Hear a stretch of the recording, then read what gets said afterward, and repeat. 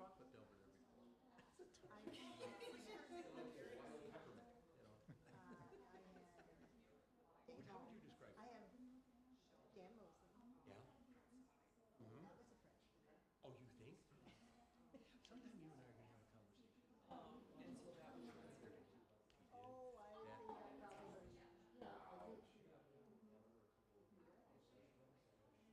I don't know about the French. Oh yeah, those are the ones I want to. And I had Dave. Which? I think he's still at Nate. He's got it Nate. Oh, does he have all kind of money? There's more money than God. Yes, and he doesn't actually do anything. He doesn't do has a anything because crew. the lady wants to do everything. Yeah, he got it. Then you had Tiger. Then we had Carrie, yes. Yeah, he was a Coopersaurus. He's back in the area. Is he back from the I Do we know what he's think doing? so. I don't know what he's doing. Drinking? Probably just drinking. Really? That just kind of popped up on my feed. I Wow. was like, oh. I Well, didn't even know he alrighty was then. back. Well, all right. He was at Addison for a while. And then I was at NIS. Oh God, what was his name? Whoever his boss is. And I said, so how's Carrie getting along? Oh, not too good. I think there was, they had contracted territory. Okay. And then I think that became quite, I don't know what it was, Oh but boy. Well, I can believe that. yeah. I can believe that that would become a contention. Yeah. Yeah, so Yeah. I think And then you that, saved the best for last. Wait. yeah. I've seen it come and go. Surviving well. Surviving well, kiddo. I don't know. Oh my God. Well, and I survived, you know, what everybody Oh. but Oh. he always There's nothing to say about it. absolutely, He was the easiest. Really, out of all of them. absolutely. If you think about it, he was the easiest. He was the easiest first of all. Elaine Johnson this year, and I go, I'm going to you're going in there? Did he call for you? And I go, no. Nobody ever just Yeah, goes that's in kind of there. weird.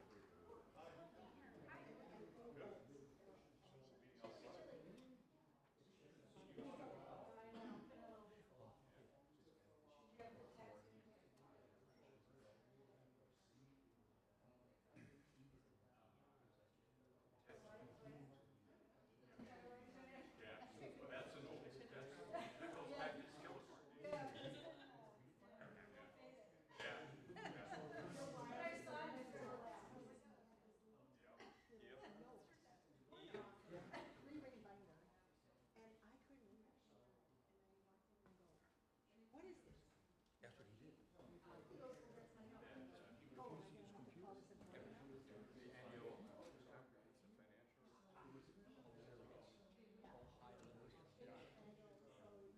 There is no counter. He did have a. Good enough. And geez.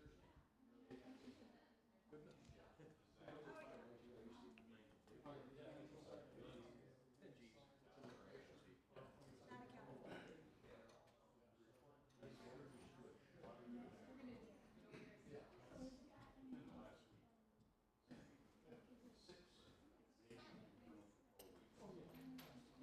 Each one. Four pluses and minus. I'm not on it.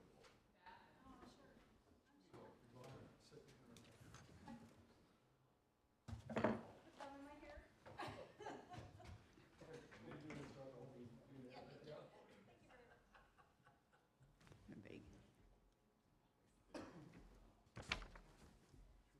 Good afternoon. I'd like to call the Board Operations Committee meeting to order.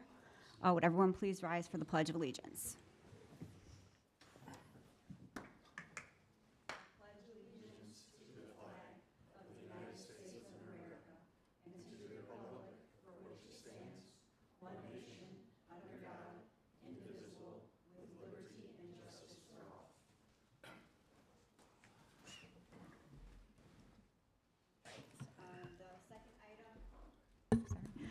The second item on the agenda is the approval of the previous meeting minutes. Is everyone okay with approving the meeting minutes from September 10th, 2024 as presented? Okay. Item number 3 is public participation. We've had one person sign up for public participation, and that's Mr. Tennis.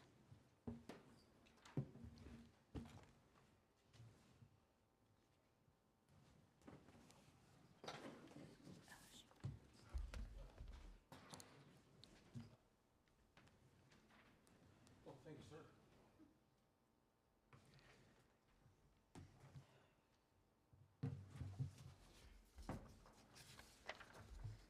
Okay, go ahead whenever you're ready. Okay. My name is Mike Tennis from Sleepy Hollow. I have 2 comments for your consideration. First comment, the board needs to consider amending the agenda under items for discussion to include a treasurer's report discussion. At the last meeting, I asked why the July treasurer's report was not on the agenda. We were told that the administration is in the process of implementing a new software reporting tool and that July's treasurer's report may be available next month. My question now is, when will the monthly treasurer's report be available for both July and August? Second comment, the board needs to consider tabling a discussion regarding the architectural contract for Parkview Elementary School addition. Discussing the engagement of Dewberry Architects to develop the schematic design for a 6 to 8 classroom addition at Parkview Elementary School seems premature. According to a recent memo, the building will exceed maximum capacity by the start of 2026 school year. The memo further states current enrollment is 542 students.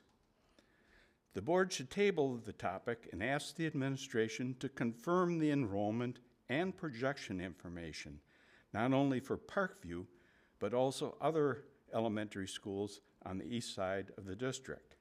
Why? Parkview's 2023 enrollment was only 393 students, or 60% of building capacity, according to the school building information in the most recent annual comprehensive financial report issued in December.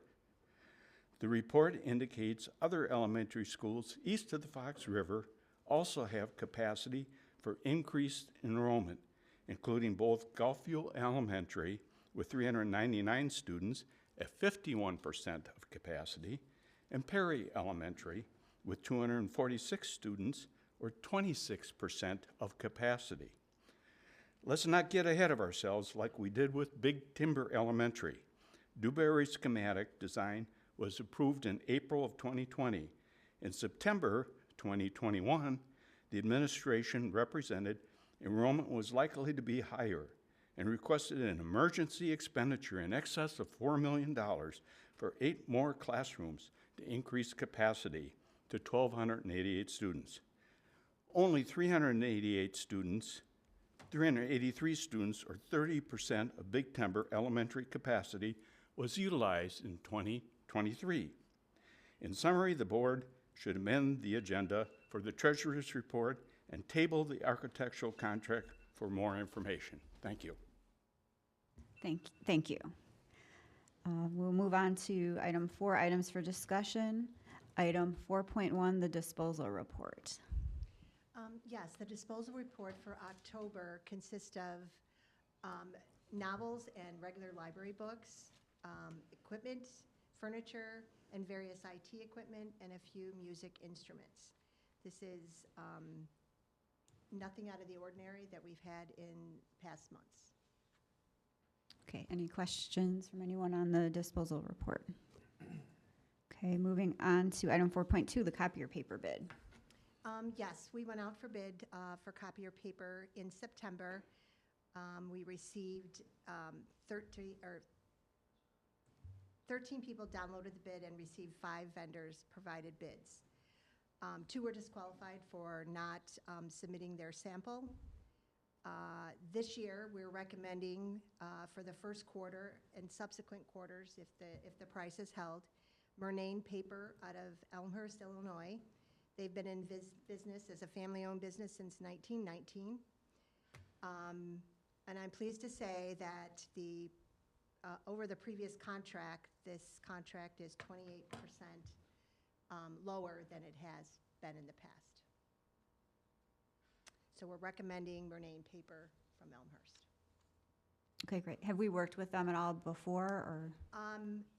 We at the district here has not, but when I worked for 86 and when I worked for the county, we also used Murnane Paper. This is the first time they've bid since I have been here. So I was pleased to see that. They've had 5 glowing references, and we had the paper tested at the admin building, at Buildings and Grounds, and we also took some over to Jacobs, and with no complaints at all, put it in new machines and old machines, and it worked just fine. Well, that's great, especially at a 28% Yes, we're very decrease excited. in cost. The so. schools will be very excited. Yeah, does anyone have any additional comments on that? Good work there. Item 4.3, architectural contract. Yes, to address continuing growth in the district, we'd like to engage Dewberry Architects and Associates to develop a schematic design for a 6 to 8 classroom addition at Parkview Elementary School. Projections show the building surpassing maximum capacity by the start of the 26th school year. Current enrollment is projected to increase by 26% by 2033 to a total of 683 students. The current enrollment is 542. This would allow the district to develop comprehensive cost estimates for this work and prepare us if we need to execute those additions in a short turnaround should the projected growth estimates occur. The estimated cost for these services and to produce multiple designs is $109,650, and the administration recommends approving the schematic design only, and the capital projects fund will pay for this expense. Okay, any comments or questions? I mean, a couple board members went through a walkthrough that I know of to see the facility and to see that it's pretty tight quarters over there as it is, especially. It was my understanding that this wouldn't just address the classrooms, it would also help shift some of the spaces for other things that we need to have happening in the building. So that was very helpful to have that opportunity. Does anyone have any other comments or questions? Okay, thank you. Item 4.4, science supplies contract extension. Yes, this recommendation is to extend the contract with VWR out of Rochester, New York, to extend their contract for the current pricing, with the exception of 10 that are below CPI.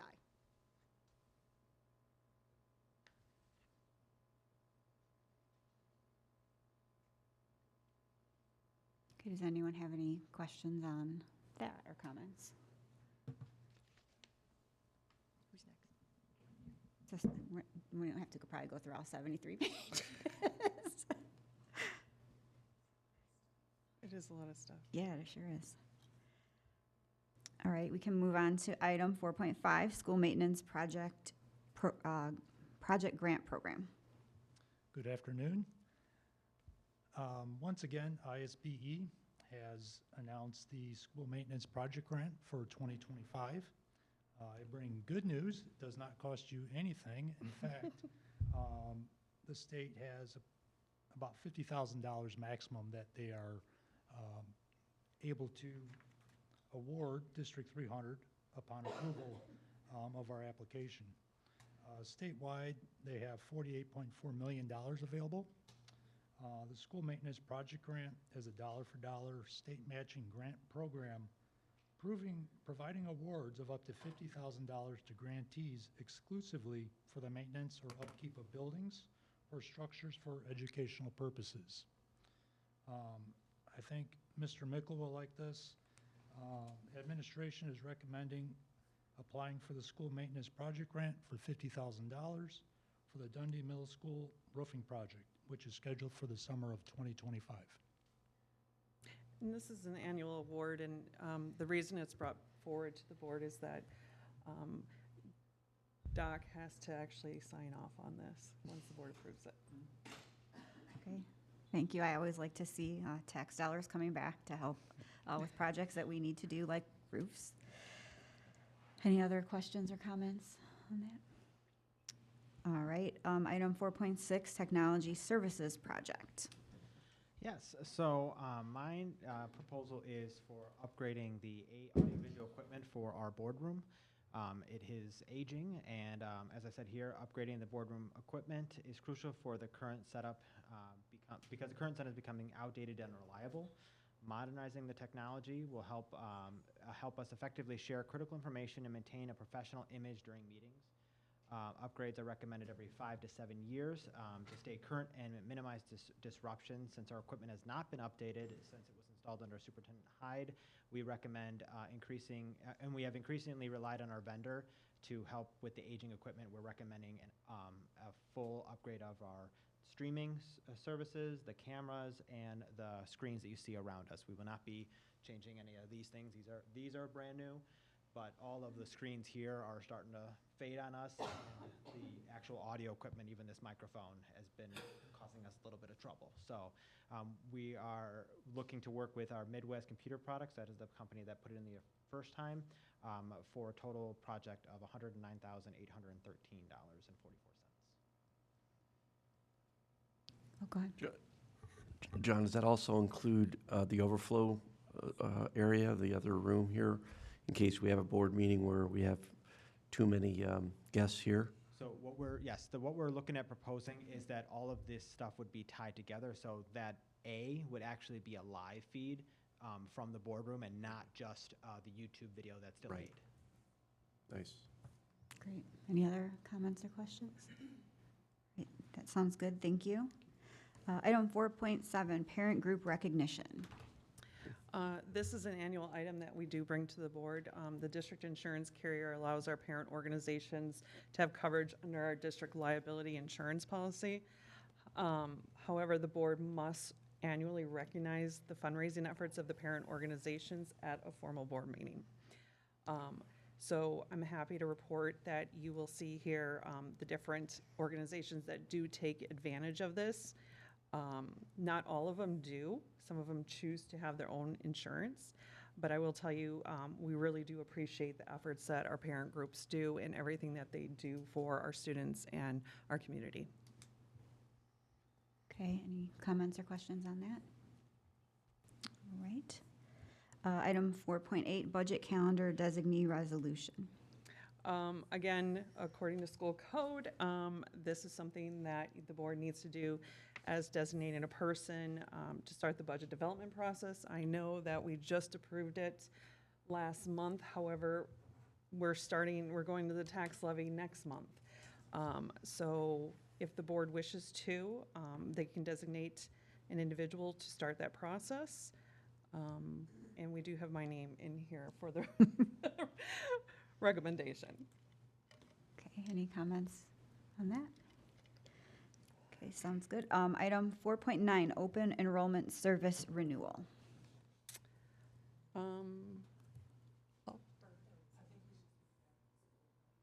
Oh, yeah, Okay, we come absolutely. back to that one. Item 4.10, construction update. So just to go down the list, the DMS HVAC renovations has been completed, fine-tuning punch list items. Theater renovations at Crown and Jacobs are pretty much wrapped up. The carpet has been installed at Jacobs and the lighting, so if you ever get a chance to go to a show there, I highly recommend it. It looks great. We had some staff training over the last couple weekends on the AV, audio and the visual systems. There's still a little bit of fine-tuning at Jacobs. I know that they're working through Mr. Columbaro and the school and our construction partners. Summer renovations at Jacobs. Other than that, the bathrooms or washrooms are complete. They finished up some punch list items last week. Parkview staff lounge renovations, that is getting underway. They did some minor work this past weekend. Just, took everything out, did some work, put it all back in so it's operational for staff, and then they're expecting to do the main hall. We're not bringing a bus in like the TV show, but we're going to be working Friday, Saturday, Sunday, and Monday to get the majority of that done, and then the casework, we're looking at the following week, the new casework and everything, so that's coming along. Elementary school gym AV upgrades that have started in a couple of the buildings, getting the infrastructure in there. We're starting to see some of the speakers and consoles come in, so we'll be scheduling with the schools. Right now, everything is on second shift, so we're not to interrupt any of the education of the children. So that is, we'll be working, like I said, between our construction company and the schools to schedule final installations and some training. Summer renovate, and then the rest is preparing for the summer renovations at Hampshire Elementary, Dundee Crowns, Teachers Lounge, tennis courts, track surfacing, DMS track, Newbert flooring, Westfield's corridor flooring, intercom replacements at 5 buildings that we're excited about, and some roofing work. Great, sounds like a lot to get done. Any comments on any of those projects?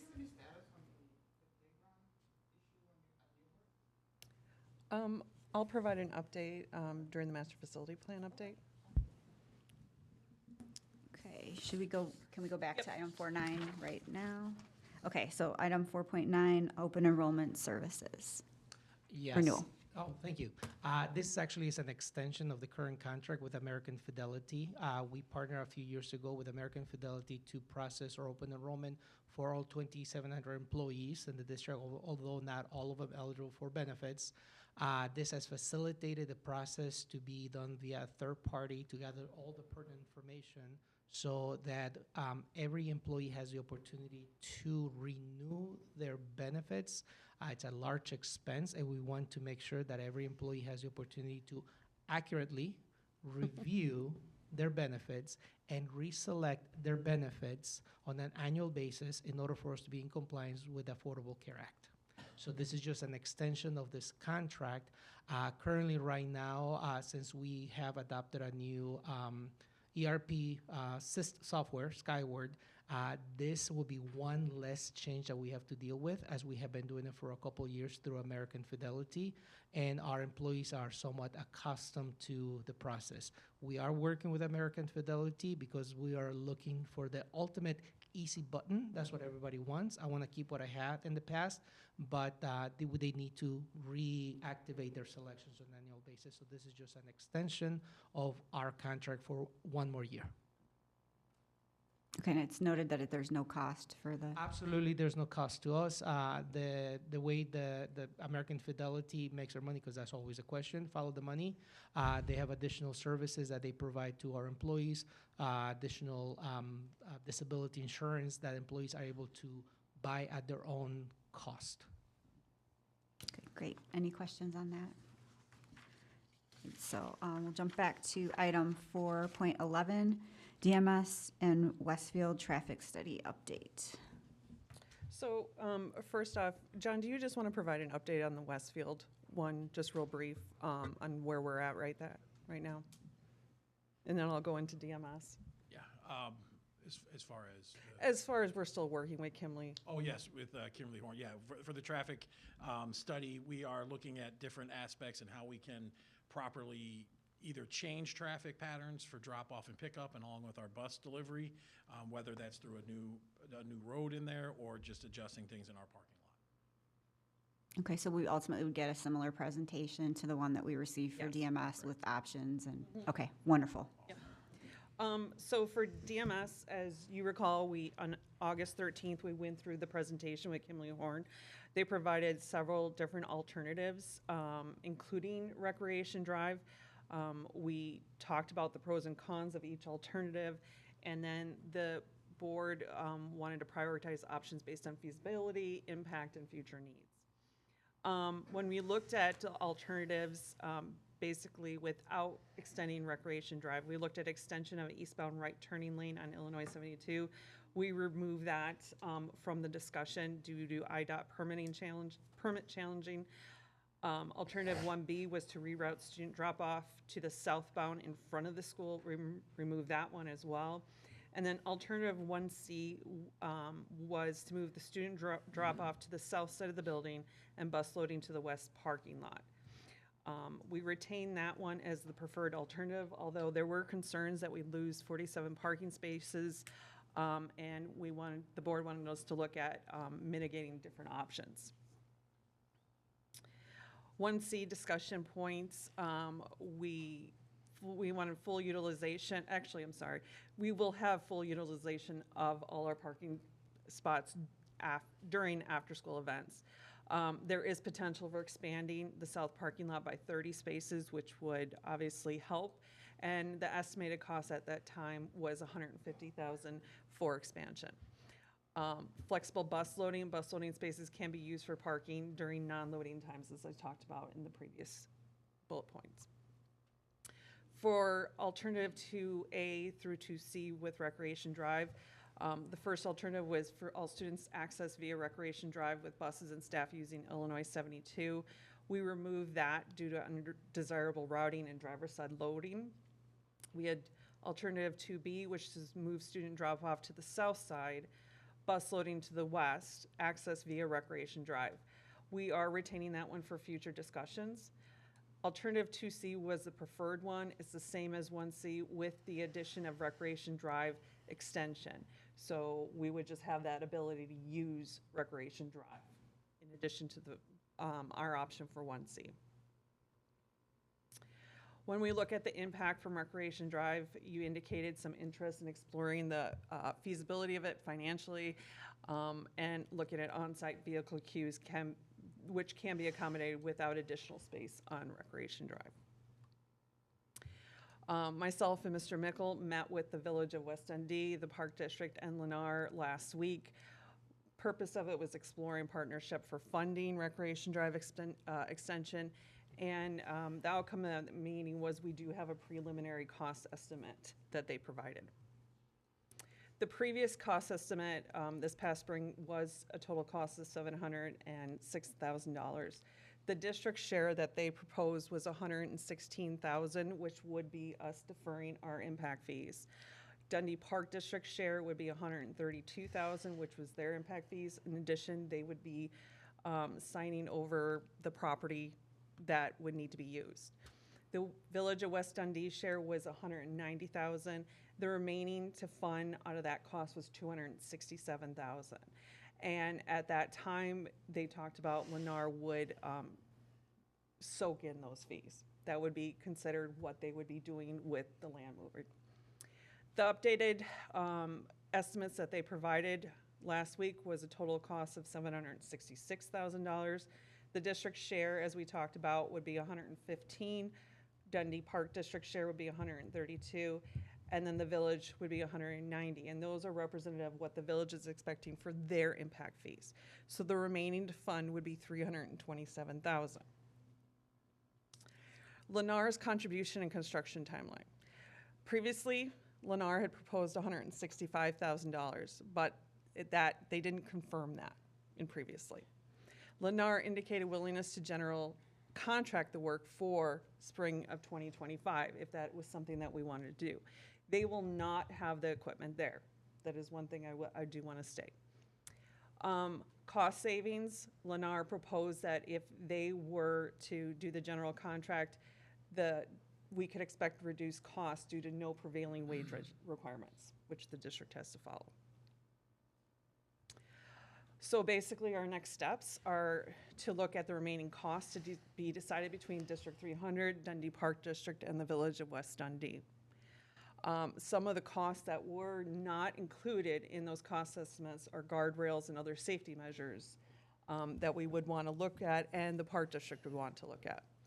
And then there is a need for a decision to be made pretty quickly because Lennar wants to have that decision before the lots are sold.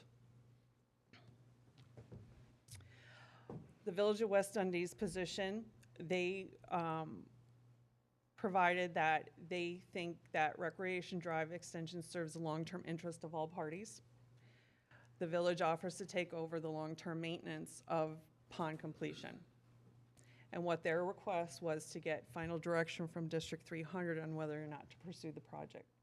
They feel that it is now in our hands. Right, John? Do you have a... Just when you say long-term maintenance, that including snow removal, asphalt, all those things? Yeah, it would be a public street, Right. so. How about the gates? I think we talked a little bit about gates. Would that be us, or would that be? It would be on our property, yes, sir. Okay. The key question that we have is, should the district move forward with Recreation Drive extension and partnering with the different, the village as well as the Dundee Park District? Some things that we need to consider is further cost analysis and, our partnership development. And do we need to assess whether or not that project fits within current and future traffic needs? I will tell you, I did have a conversation with Dave from the Park District. His board had committed to only his impact fees, so he would have to go back to his board for the remainder of those costs. So would it be split then evenly amongst the three entities? That or would be something that we would have to negotiate. And so previously Lennar was willing to contribute to the road, and now they're not. And the only thing they're contributing is that they would general contract it, which would be a savings of what, roughly? Yes. Like what, I'm trying to figure out what their contribution would be. Yeah, that would be a part of that 165,000. Hold on, let me go back.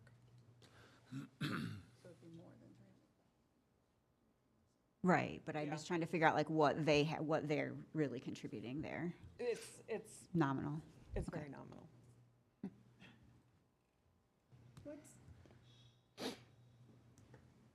Sorry, hold on. Remaining to fund, where does that come in? That is what would need to be decided by all of the partners in this. So we're gonna go from 115,000 to probably twice that at least. Potentially. Also, you mentioned something about prevailing wage. Mm-hmm. Don't we have to follow prevailing wage? We do if we are doing the work. However, what this is this is not a District 300 project. This would be the village of West Dundee, and they would have Lennar doing the work for them.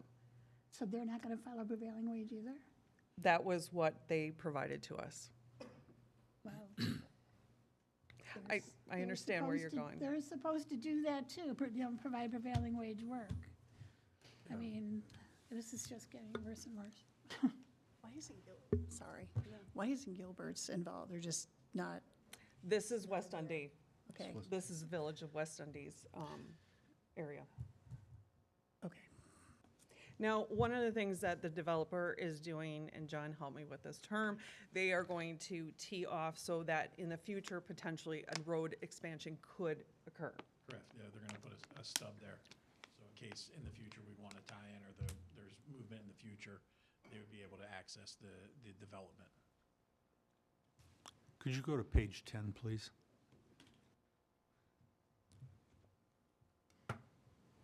The last sentence, the timing decision needed before Lennar's lot sales in Harvest View subdivision. I understand I've been gone a month. I take that as, I do not feel as a board member that I am prepared to vote on something like this and that I need more time. And so I really don't give a damn about Lennar right now. And so maybe other board members feel differently, but the way I feel, I need more time on this. Plus, we have to know what's gonna happen with the, also to be funded stuff. And, I'm sorry, Steve. I guess I was going to add to those two comments and say, we weren't there at your meeting, but clearly the only one that has negotiation power, if you will, with Lennar is it's not us, right? It's the village. So did you feel that they were using any of that to persuade Lennar? Right now, the village has said that they don't have any leverage with Lennar because basically they've approved the subdivision. I mean, Lennar is going to benefit probably a lot more. I mean, like maybe just as much as we are, or maybe a little bit more than we are. So I'm just kind of baffled that they're not trying to partner with us with this, because I thought that was what they were trying to do in the past.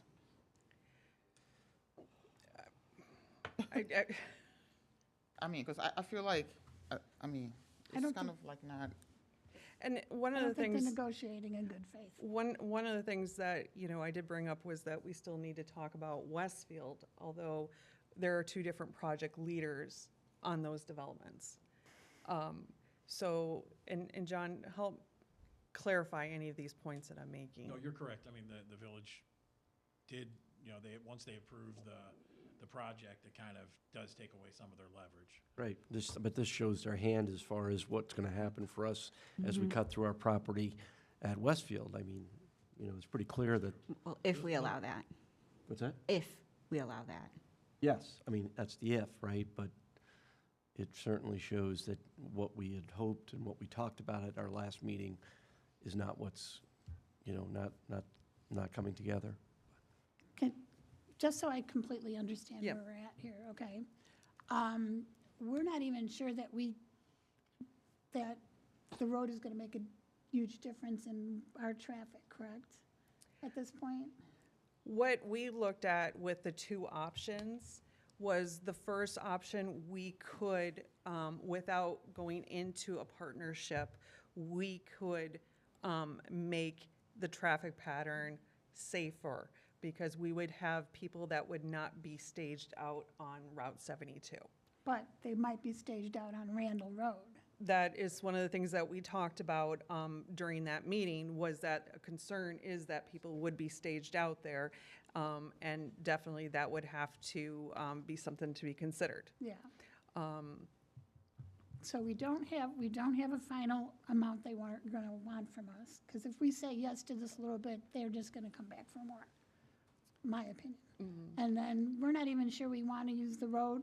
They're also giving us an option that they'll put this, I think, called it a stump in, stub in, for Stub. if we decide to change our mind. I say we say, no, thank you, and if we decide to change our mind, we can go back and talk about it later. That's my opinion. Yeah, I kind of agree because it's not just these costs. That road alone doesn't fix our problem. You have to add in the cost to actually really fix the problem. This was just, to me, kind of like a bonus option that gave us a future, or another pathway to help fix the traffic. But if I remember correctly, the consultant said that there was another option that accomplished the same thing without that road. So to Right. me, it doesn't make sense to spend additional money, and it seems like there'll also be negotiation with the park district, and they would have to get it approved as well, so, yeah. Outside the flow situation, I think we get that part of it is, do we have any idea through the park district as to how many of our students do or would use the park district space for after school? I guess what I'm trying to get is, how does that benefit both them and us, our children, as they then may move over and migrate to after-school or park district use? Well, It wasn't in the last presentation, I just don't know if we have any idea about that. Is that something we can understand? the I mean, scope of currently that? DMS students walk over to Right. Randall Oaks for cross-country. Right. That's all that I'm aware of, and they're fine to walk on a gravel path, you know, There so, is a gravel path back there. yeah. There's an access road, yeah. yeah. I feel like we need to, that option that we have, that does not include extending Recreation Drive. I think it would be good to revisit that and try to see, look into that more, because personally, to me, I am not comfortable with moving forward with the decision to like do the Recreation Drive with Lennar having like advantages of the road and not trying to contribute to the partnership or whatnot. I think right now, if we can, I mean, like, if we have an alternative that doesn't allow us to like just extend that road with them, we can just do that for now and let them figure that out on their own. And then if in the future there's a need for it, then we can revisit then. Is there any chance that if we do just walk away from the discussion and say, well, we're going to do our own thing and figure it out, that the Park District in West Dundee will do it without us? I did not get that indication. And in fact, I mean, not in the conversation we had with Dave. No, the Park District was also surprised, I think, at what the outcome of the meeting was. I don't want to speak for him, but that was my interpretation. They're always Can I gonna just- play hardball. but Yeah, right. So was can I ask our staff, Martina, you know, I mean, to weigh in? Are we missing something? We're talking, but you all were in the meeting. I mean, are we missing something that we should be weighing on besides the? I wasn't in the meeting. I have the same information that you've been provided. I'm just trying to clarify what else you need to make a final decision on this, because we have been going back and forth on for a while. I think that I'm hearing, what's the timeline here? Just that general statement about timing, what does that mean? I did also want to clarify that I think one difference that I've noticed with this consideration, the consideration at Westfield, is that it's a different relationship between our village partner and the person in charge of that Lennar site. So it's not as rigid of a process, and we have more clarity on some of those answers. So timing, concerns about overall costs, because that's just a beginning estimate, and what our actual option would be if we just didn't engage at all. I think that's the three things that I'm hearing we could provide more clarification on and try to get closer to a decision, unless there's something else that you wanted us to look into, or if you're already at a decision today. I'm wondering if it would be possible, because when you meet, generally speaking, it might be a board member, generally it is not. It's a representative. What would be wrong with having a Lennar representative come to an operations meeting and talk to us? I'm sure Jen could arrange that. I think then that way, I mean, right now, you have 6 board members here. I think then, if there are questions, then board members could ask questions, and we're not negotiating with them at all. It's not an actionable item at that time. It's a discussion. So what would be wrong with that? We can, for sure, attempt the invite. Correct. And secondarily, so we can keep this moving, if Yeah. we're not able to secure an invite to this meeting, I can then set a meeting up to speak to them on the board's behalf. I would just need time to get all of your questions in advance. So I made the comment last time, I as one person are still interested in getting this done, you know, at the same time, right? That would be done sooner versus later. But I am surprised at the lack of willingness to partner, financially especially, right? So if they're not willing to move on what we've seen, change my opinion from my last comments, which was, I think partnership's the best way to do this. The three of us, whoever benefits, we share and we move forward, and it's a great project and everybody benefits from it. But right now, we're going to be sharing a burden of cost that was not really discussed at our first meeting. One of the things I will say is the Village of Algonquin did do their negotiating differently, so we do have more options with Lennar and an option at Westfield versus what West Dundee has. Is Lennar the same builder at Yes. Algonquin? Oh, okay, It's the villages. okay. Yeah, I mean, those next steps sound good to me. I think the most critical one, obviously, is when are they starting to sell the lots? Because, I mean, they're moving a lot of dirt over there right now. It might be very soon, and that might just be the deciding factor right there. What was your one slide that said they were waiting? Could I read that one again? What they were waiting for, board's director? No.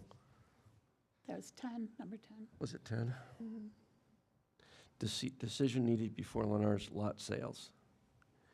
Okay, so what does that mean? That they have, we have no leverage there? If we say we're not pleased with this, if we don't make a decision, to Dr. Scarpino's point, I don't think they're I don't gonna know what that wait, real- I don't think they're gonna wait on their lot sales Yeah, based on. I don't us making either, that but decision. that's what that I might think imply. this, Okay. I'm reading this as we have some time right now, but the clock is But they're ticking. The gonna do clock either- is ticking. Okay, okay. And the one thing, when we were at the meeting, Lennar thought that they could go back to their higher-ups. However, after the meeting, we were given that right now, the village is not in a position to negotiate with them. My impression is that the village doesn't want to spend any money at all on this, and neither does Lennar at this point. And so they're going to try to find a way to get us and the Park District, even though the Park District is just giving up impact fees, which is significant, but it's still, it's not money we have to be giving money to them, right? Right. This is money that they're not getting. That's a huge difference. And I will pretty much guarantee you that they're going to try to get us to pay for the rest of it. Right. So the number that we're seeing is on the low end. Right, way low. I agree with you there. $300,000 Right. plus dollars that We have to figure- obviously the park district doesn't want to, and the village never wants to pay this stuff. And, you know, unless we're willing to pay, what, $500,000? And we still have the safety stuff that we still gotta deal with, other things that's tied to it, that's not even included. Yeah. Correct. Well, I don't know, do we hear the direction that we're talking about? We're talking a lot. I don't know, do you feel that you know what kind of direction we're, okay. Nothing else on that one. We can move on to item 4.12, the master facility plan update. Sorry, let me just Sure. switch to this one. This is the heavy part of the meeting where we talk about a lot of stuff. Yeah, we have one more presentation after this. So just wanted to go back through what we heard last meeting about the master facility plan process. It's a 5-step process. We have been into the gather phase, and now we are moving into the envision. And really, the gather phase was just going through our assessments. I printed out one of our buildings today, and it's probably about that thick with the assessments. So it's a lot of information. Obviously, right this month and November, we're going through the Envision, Divine, and Consider. That is where we're going to talk about what our goals are and aspirations for future learning environments. We're going to clearly define what current and future places and spaces need to look like. And then we're going to consider different options and fit the needs. These are going to be during our community engagement sessions. We're going to get that feedback from key stakeholders. We're going to look at prioritizing recommendations, identifying priority areas for improvement, and identifying funding sources. During the community engagement, we have those meetings in October and November. We're going to talk about spaces to improve and areas to meet the district's mission statement. And this is district-wide communication. We have different tools so that if individuals cannot come to those meetings, they have an opportunity to speak. One of the things we want to look at is prioritization of capital projects. It's important to maintain continuity and clarity in prioritizing capital projects. Best practices are look at health and life safety first. We want to look at asset preservation, so that's making sure our buildings are taken care of. And then thirdly, it's looking at any expansion or additions that we may need. Considerations are looking at mandates, replacement projects, end of useful life, like our chillers, project impacts, whether or not there's fiscal costs, environmental, or social influences. We look at total project costs, we look at funding sources, we look at stakeholder priorities, and then we also have our decisions and trade-offs, what we need to make sure is we're holding first until we go down the line. Again, it's looking at strategic approach to ongoing projects. I wanted to give an example of prioritization. When we look at our auditorium updates, the purpose was to prioritize equipment upgrades for each of our auditoriums based on the functionality, aesthetics, and usage. What we did to prioritize them, we look at different weights. Functionality, we weighed at 60%, aesthetics 20%, and usage at 20%. When we looked at our schools, we looked at Dundee Crown as being our oldest. They had the most severe AV and lighting failures. Their spaces are used for instruction, presentation, meetings, and performances. CMS was our second oldest. AV and lighting issues are there. However, that space is not used for instruction and presentations, meetings, and performances can be done elsewhere. Jacobs, our third oldest, had similar issues to Dundee Crown and same usage. And then Hampshire High School is our newest. It has less severe equipment issues, but it is also used for the same type as our other two high schools. We had a prioritization matrix. So you can see here, we looked at functionality, aesthetics, usage, and then we have a total score. And we had 2 years because our vendors have cut the amount of work. There's only one vendor that I think specialized in this work that we were doing, correct? And so we needed to split it up over 2 years. So year one priority was Dundee Crown and Jacobs because of the weight of the total score. And year two, which will be next year, is Hampshire High School and CMS. So this is just an example of how we are prioritizing our projects. When we talk about playgrounds, there's been a lot of concerns. We understand the concerns and we do take them seriously. We have addressed the concerns. We've provided updates to the Newbert School community. And all of our district playgrounds are scheduled to be inspected by an external certified playground safety inspector. That is in addition to what we're doing with the master facility plan and with our internal certified playground safety inspector. One of the things I want to reiterate is our master facility plan is long-term maintenance and replacement schedule with identified costs. However, there are processes to update as our master facility project or plan is in the life of our plan. So it is evaluated on an ongoing basis, and we weigh new projects as they are identified. For example, we had to put in the Jacobs chiller because that went out. It was not in our master facility plan. When we look at funding sources, and we're going to talk about those a little bit more later on, the district uses various funding sources. We use district funds, we use community partnerships, we use fundraising, and we do use grants. One of the items that has been talked about a lot is the role of the parent groups contributing to our playgrounds. We do not have a policy stating that new playgrounds are funded through PTOs. Projects that are funded with parent group contributions are determined in collaboration with the building administration and the parent group.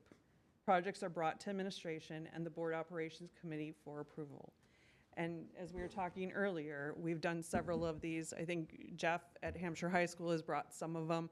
We've had some of those, the Jacobs with, when they did their fitness center.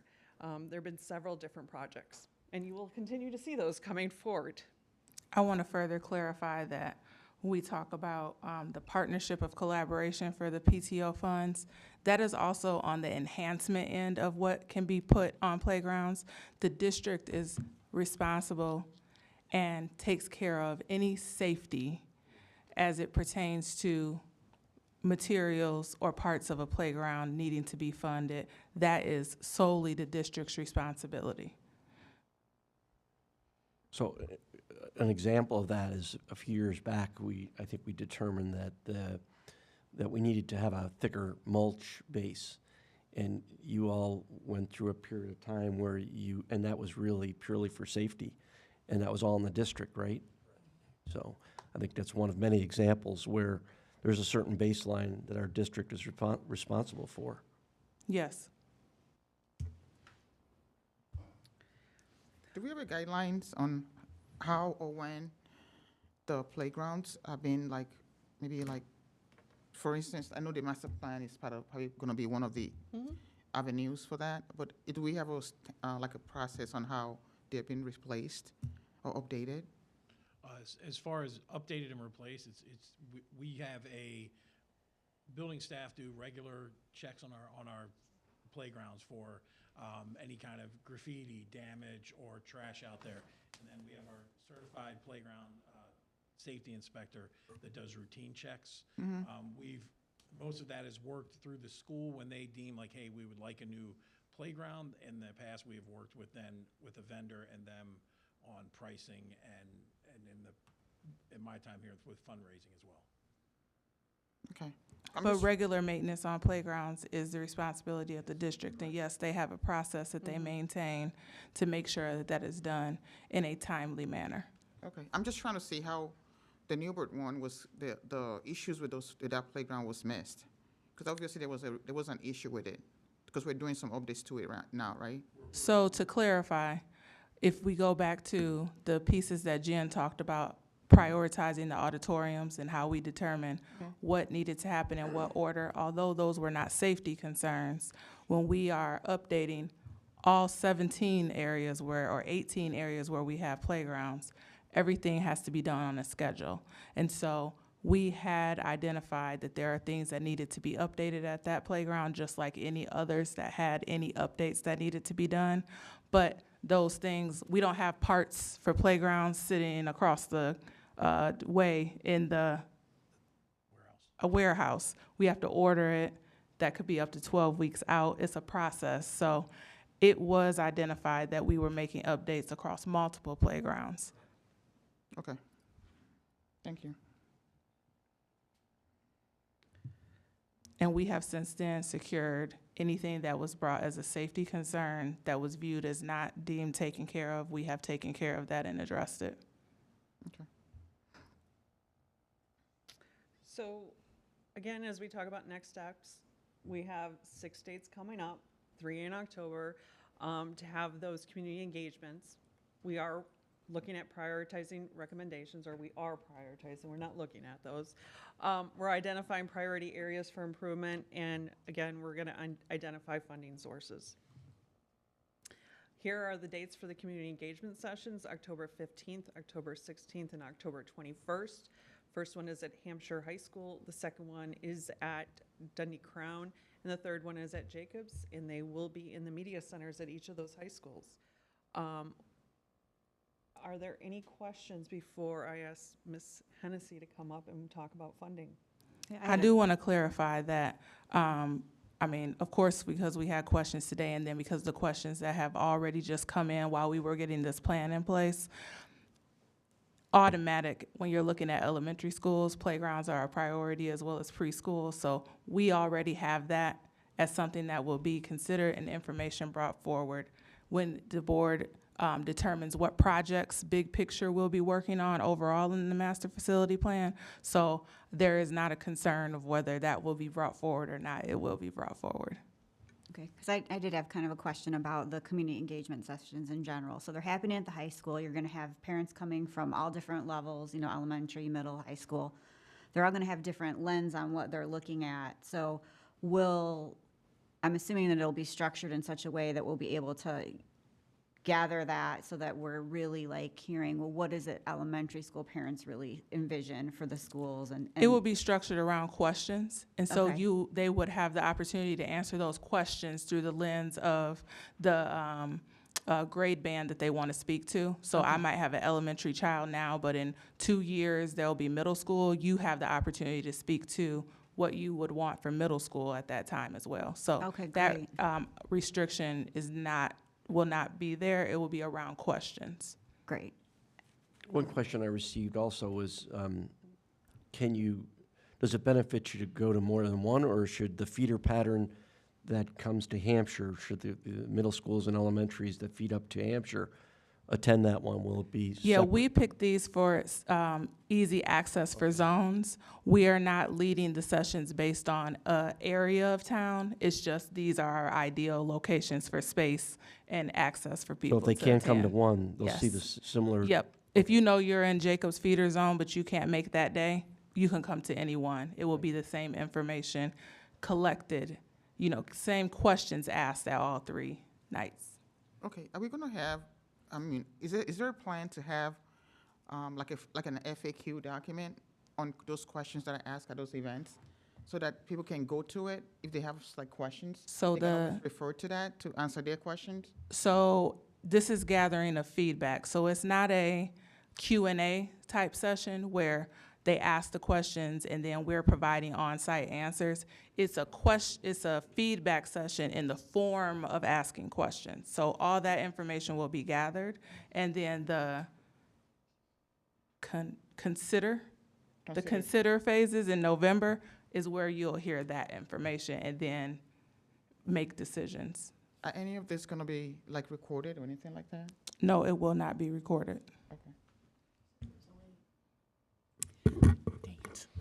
You said there was a way for people to participate virtually? What does that look like? There's an electronic survey that will be provided. Yes, that will be sent out community-wide. Okay, and then would it be possible, I know we're having these for you to give the board a report on kind of like some preliminary, just so we can, because this is going to be a lot to take in of hearing, you know, what everybody's visions are and what they think needs improving. Because I think the sooner we could start thinking about what are we hearing from the community, the better. And I think that we can plan then, Jen, for the November operations meeting to bring, here's the preliminary information from defined sessions and have some discussion with the board about that. great, thank you. Any other comments or questions on the master facility plan update? Once we're collecting this information, are we gonna have like a repository on nice to have things that people talked about, like different ideas for the master plan? As far as Like, because you're doing these sessions, right? And people are coming to these sessions, you taking feedbacks from them. Some of the feedbacks include things that they would like to see in like a middle school, or like, are we keeping track of those Yes. somewhere? yes. Yeah, that's the information that we'll bring in an initial format for you to review at the November operations Okay. meeting. All right. Okay, thank you. Item 4.13, debt capacity update. I'd like to have Elizabeth Hennessy, I keep referring to her to as Liz, our district financial consultant from Raymond James. Many of you have met Liz before, and she's going to provide us with an update on where we currently are and just some opportunities for us. And so, Liz, if you want to tell me when to advance, I will be happy to. Great, thanks, Jen. Go right ahead to the table of contents. Today, I'm going to talk to you kind of about three general areas: market update, legislative update, because there's some new things in the legislature, your current debt profile, and then various financing options, both non-referendum and referendum, just so you have an idea of examples of things you could leverage. Okay, so let's go to this slide. This is our historical AAA municipal market data graph. The dark line is the average rate on each point of what's called the yield curve for the last 30 years. The x-axis is the year, it goes from 1 to 30, and on the y-axis we have the yield. So again, that dark line, we refer to it as a yield curve, but it's the average for the last 30 years. The red line is where we are now. We can see that short-term rates are still elevated because of the 11 rate increases from the Federal Reserve. Now, they've reduced rates by 50 basis points so far, very likely another 50 basis points by the end of the year. That's already built into these rates. So as we get economic indicators, we're going to see interest rates go up and down. Last week, on Friday, we had an employment report that came in much rosier than expected, and that has caused our rates to pop up 10 basis points this week, just with that data point. So we're going to see a lot of that as we go forward, but the general trend should be towards lower interest rates. And it's important to note that on the red line, all of the rates are lower than that 30-year average after year 4.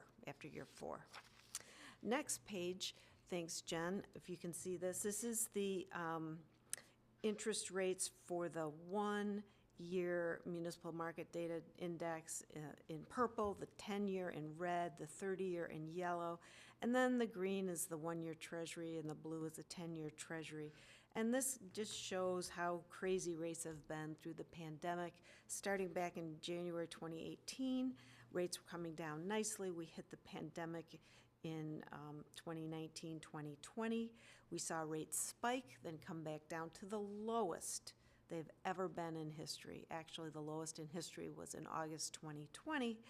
The district sold some refunding bonds in January of 22, which is pointed out on this chart, to refund some of the 2013 bonds. And that timing was pretty good in hindsight, because you can see inflation came upon us and the Fed increased rates those 11 times. And so we're working our way down to more of a normalized rate environment with these rate cuts anticipated. Now, in June of 24, the governor signed a bill that for the first time allows the issuance of health, life, safety bonds outside of the tax cap. So before, to issue life safety bonds, you would either have to have what's called a debt service extension base. D300 unfortunately doesn't have this. I'm not going to spend a lot of time talking about what it is, because you just don't have one. The only way you get one is to go to referendum, but it allows you to issue non-referendum bonds like life safety bonds. Now, you don't need to have any ability to pay those back. You can pay them back just like a referendum bond. So if you have health, life, safety projects that are approved by the Illinois State Board of Education, you can issue bonds to fund those projects specifically without any referendum approval. You do require a public hearing, however. The next thing this legislation did is it made voter-approved bonds not subject to the debt limit. D300 has a huge debt limit, but there's many small districts that don't, so this is very helpful to them. Additionally, the max repayment schedule for all bonds is extended from 20 years to 30 years, which is nice because many buildings do last at least 30 years. You guys should know. And then the last thing is voter approval is not required if you're building a new building that expands pre-K or kindergarten within the district. Now, it does not give you any funding source for that, so that new building would have to be paid for either by district's fund balance, internal funds, a debt certificate or something paid out of the operating funds. No new taxing authority here, but there is currently a requirement to go to referendum if you want to build a new freestanding building. And for this particular case, in order to expand the pre-K and full-day kindergarten facilities, you do not need to go to referendum any longer for that type of building. So that's what's new legislatively. Now let's look at D300. You have a very large debt limit. The debt limit is a statutory requirement. Your EAV in 2023 is just under $5 billion. It's 13.8% of that number is your gross debt limit. You have outstanding principal of about $220 million, giving you a net debt limit of $469 million. Let's go to the next page. Sorry, this is small. Hopefully you guys can see this on your screens. Just going out through outstanding debt. First, those bonds paid from property taxes. All of these bonds were issued pursuant to the 2006 referendum. So if you remember, those bonds were issued in tranches. And then over the years, as interest rates have come down, the district has refunded many of those for savings. So this goes through those various bonds and their purpose. Let's go to the next page. And if I can draw your attention to the total of all these outstanding bonds, you'll notice that the payments are very level at about $25 million a year. They will be fully paid off in the year 2033. So we're getting there. Just, I wanted to give you a little history on these referendum bonds. So in 2006, the voters approved a bond referendum for a $185 million to build new schools and add on to school buildings, renovate, expand, and improve student learning spaces. At the same time, they also approved a question for a 55-cent educational fund tax rate increase. That was your last referendum. So between 1997 and 2005, leading up to the referendum, the district saw its tax base grow by over 105%, or on average 12% a year. That's when it was building out like crazy. The debt was structured with increasing payments so that future debt payments would be absorbed by the land that was continued to be developed. However, nobody knew we would be hitting a great recession, which hit between 2009 and 2014. So over that period of time, the equalized assessed value of the district actually went down by over 30%. And as you know, when the EAV goes down, tax rate goes up, right? So in order to offset some of these tax rate increases, the district came up with a plan to restructure the debt. And we extended it by 5 years. So instead of ending in 2026 levy year, it ends in 2031 levy year, which is 2033 fiscal year. The orange line represents the payments on the original debt that then dropped off, first in 21 and then in 26. So what we did then in 2013, 2015, and 2018 was a series of restructuring bonds which flattened those payments to that $25 million a year, but did extend it 5 more years. Okay? So that's where we are now. I just thought I'd bring up that history just to review what happened and why it's so nice and level now at $25 million. This doesn't, we did many refundings also just to save money, including that 2013 refunding, which saved, I believe, over $6 million in interest. So, all right, on to another type of debt the district has. This is paid from operating funds. So most recently, the district issued the 2014 bonds, or debt certificates. These are called debt certificates. So this was new money, school building debt certificates, which was part of an issue to help build the new elementary school. And you were able to do that because of the referendum authority back in 2006, because that building had never been built. One of the reasons you never got the CBD money, Capital Development Board money, that was promised as part of that whole program. Okay, other debt certificates include the 2016s, 2017, and A and B are what's called qualified zone academy bonds. Those are pretty much interest-free bonds where if you're doing construction on a building that's considered a zone academy, basically has to have 35% or more free and reduced lunch, then you can access this type of debt, which has really very little interest associated with it. It's a tax credit to the investors who buy that. And then the 21Bs were for the new building. That was $15 million, and the district paid, I believe, $10 to $15 million of its own funds for that building. Okay, going to the next page, we have another refunding debt certificate in 2021, and then the total payments on the debt certificates come again from operating funds, the O&M fund, and it's about $2.5 million a year there. Those payments go out through 2037. Almost all of these bonds have call dates, which are opportunities to refund them. So if we go to the next page, we look at the referendum bonds paid from property taxes and the debt certificates and the upcoming call dates.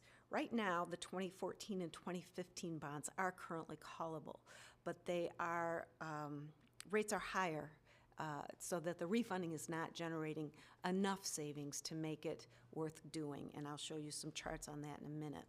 So you see upcoming call dates in 27. 3 of those bonds are callable then, which will be a nice opportunity for the district. The debt certificates are also currently callable, the 16s and the 14s, but again, those are at such low rates it does not make sense in this environment to refund them. But rest assured, we look at these numbers, we run them on a quarterly basis and make sure we're not missing any opportunities to save the taxpayers or the district money. Okay, so let's now talk about financing options. I mentioned the refunding.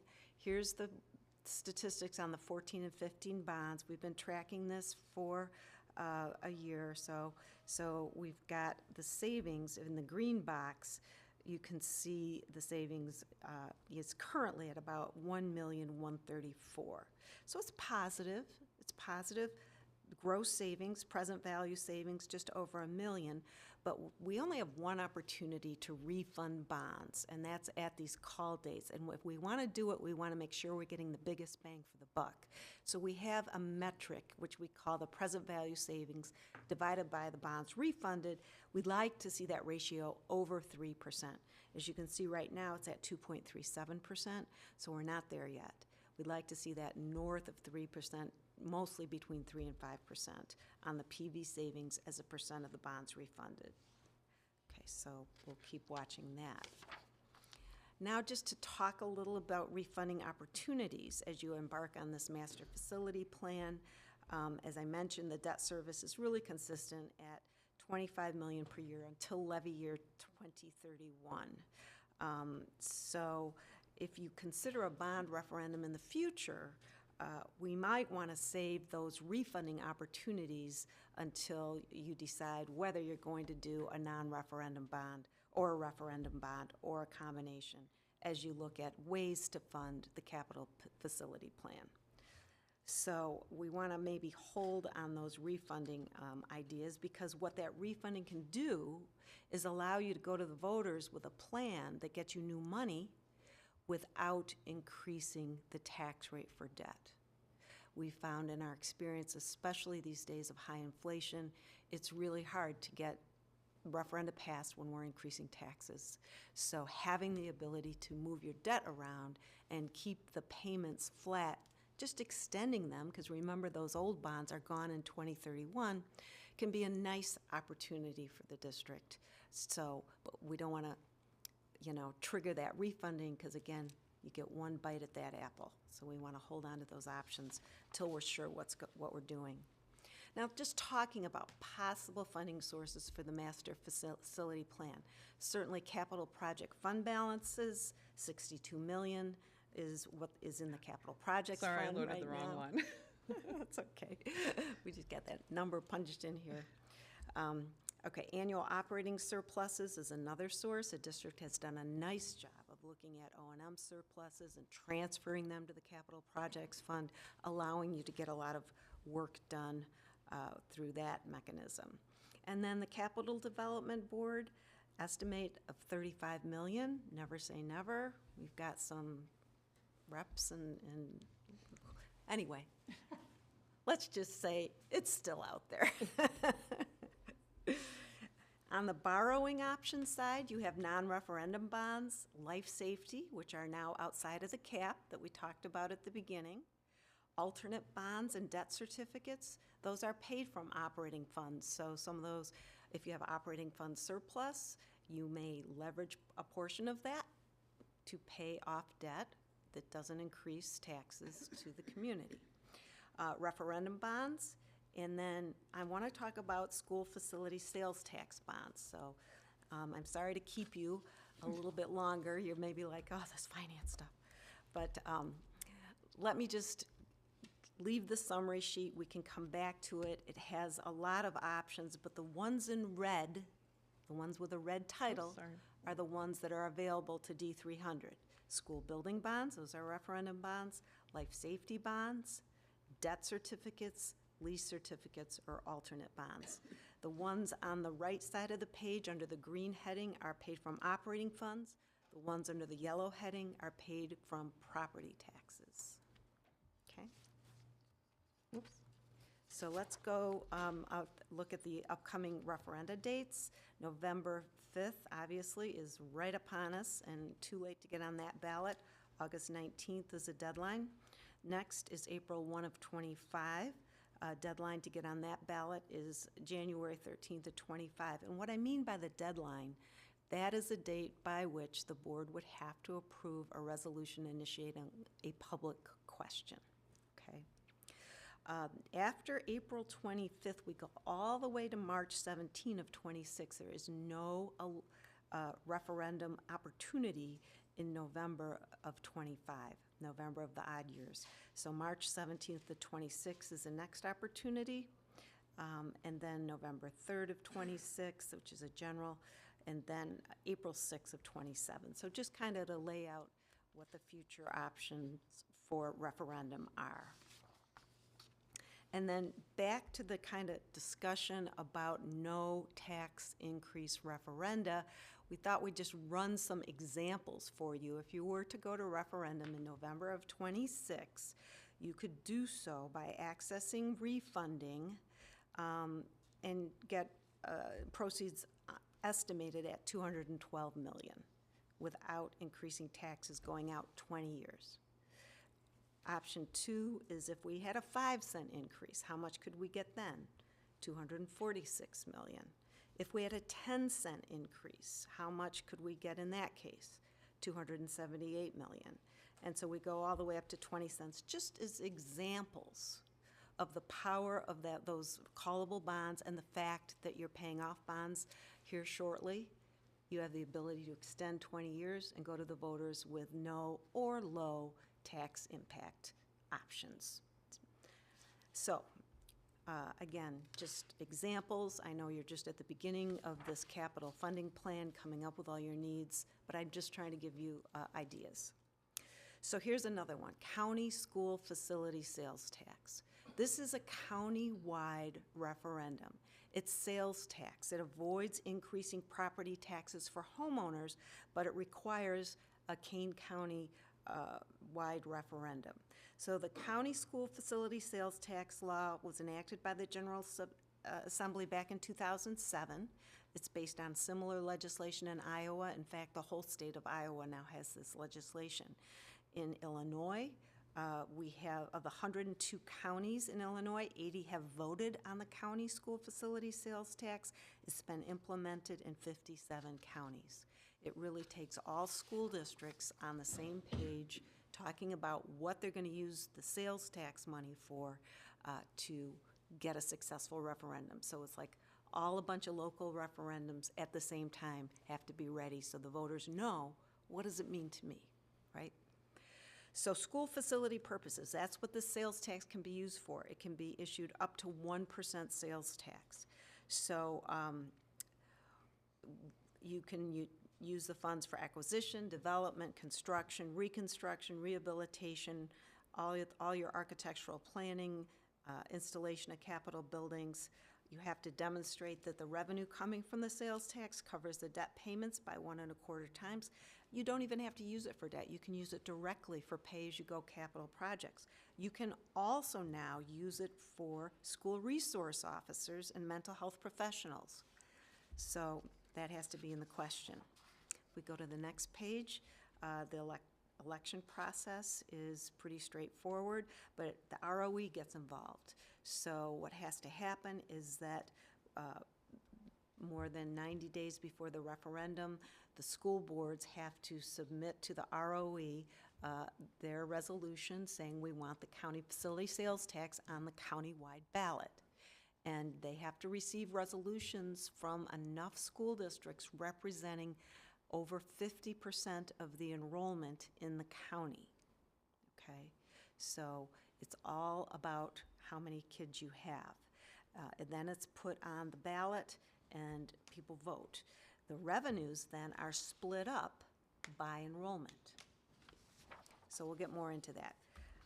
Let's go kind of quickly over this next one. Was that enrollment per that county? So in districts where there are many districts that share counties, it would only, the revenue would only be based on that county, not another county that your schools Correct. are in. So I've got some examples for you. I mean, you guys could benefit from this referendum either in Kane Right. or McHenry, right? And both counties have been talking about it.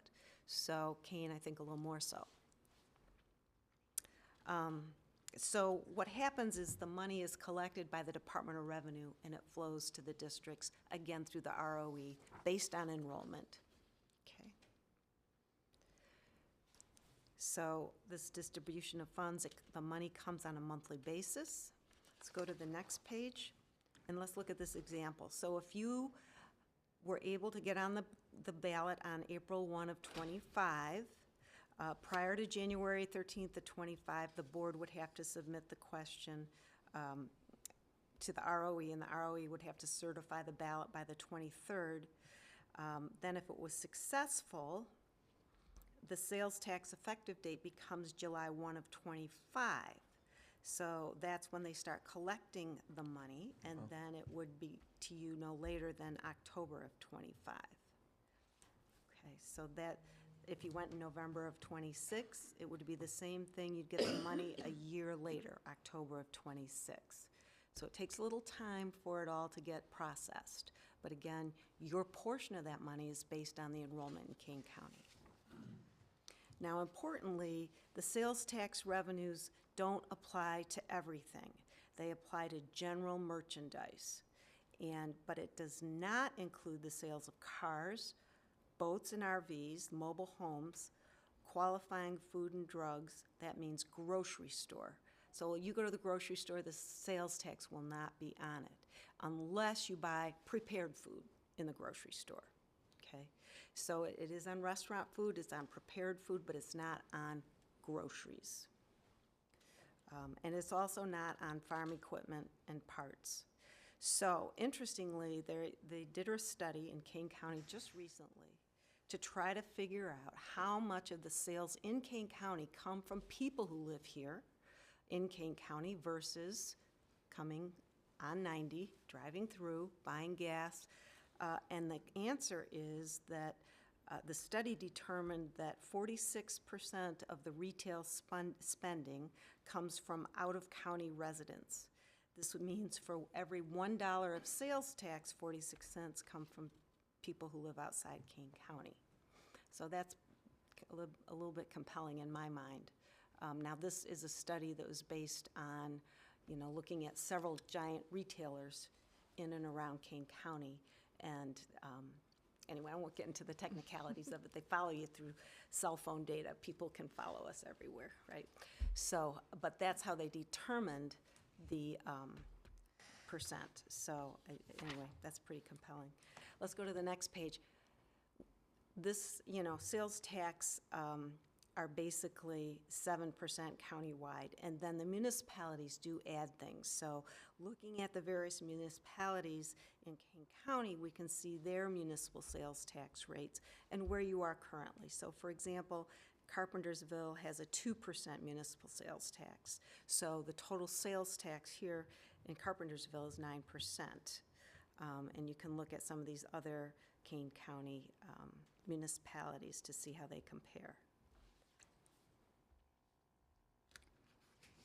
Next page is calculation of the sales tax. Now, this was from last year, waiting for updated numbers, but for a 1% sales tax, that's $67 million.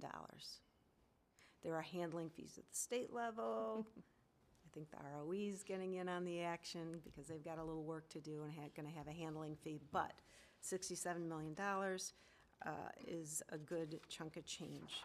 Now, let's go see how it would be split up based on enrollment from the 2023 Fall Housing Report at ISB. So for District 300, here's your total enrollment is 20,443. Estimated Kane County enrollment, or the Kane County enrollment that we have here, is 16,276. So that's 18.6%. That is the largest slice of the pie here in Kane County. Second is Elgin. So this would mean $12,500,000 to you on an annual basis. Okay, and that's without any growth factor. So that could be a nice chunk of change if this countywide referendum was successful. I mean, if you just leverage that, you could get, $122 million is what they're estimating here. But let me just pause there and see. I'm seeing some confused looks. Any questions on this?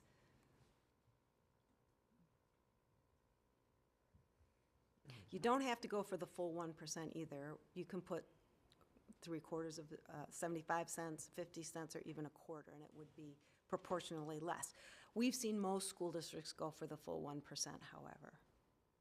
But this could be a great game changer. It takes all the pressure off property tax. You can use it to abate bonds, to refund bonds, pay for new capital projects. It's a wonderful, wonderful tool. Unfortunately, none of the collar counties of Cook County have done this yet, but there's a lot of talk, and DeKalb is on the ballot this November with this question. So. At 1%? Yes. Okay. So we'll see how that turns out, but definitely can answer some needs.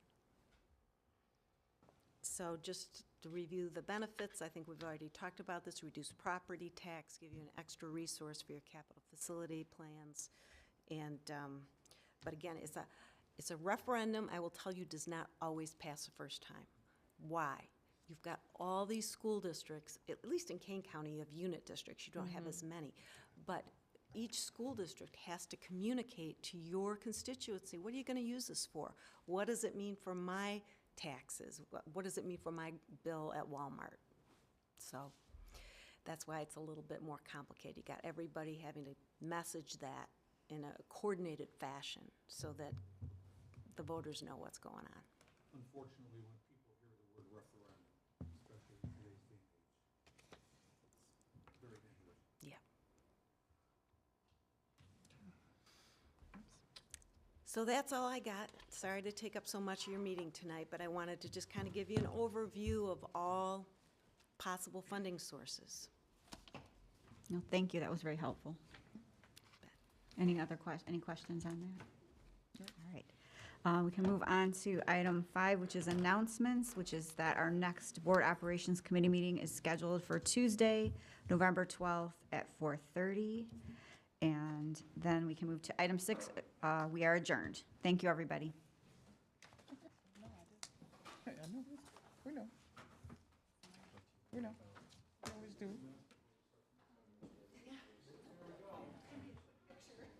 So is he meeting